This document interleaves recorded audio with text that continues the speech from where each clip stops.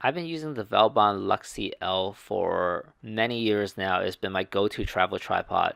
The reason I like it is because of the unique leg locks.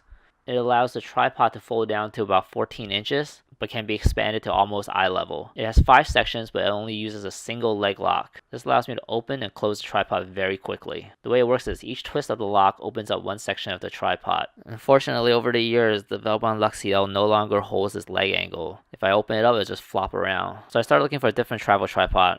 I came across the Marsace C15i, which uses the same type of leg locks, and it's also carbon fiber. On the low end, the C15i is a little bit shorter than the Luxi L. Fully extended with the center columns up, both tripods are about the same height. With the legs open up and the center column in the default position, the Marsace is a little bit higher. If you're just using the legs and not the center column, the Luxi L is significantly higher than the C15i. The reason for this difference is because with the Luxi L, each section after the first remains the same size, whereas with the C15i, each section becomes progressively shorter. One thing you should be aware of these type of leg locks is that there's no telling which section comes out with each twist of the leg lock. This is not a problem if you intend to fully extend the tripod, but if you only intend to extend certain sections, you may not get the widest section for maximum stability, and with the C15i you may get uneven legs and it may be unlevel at the top.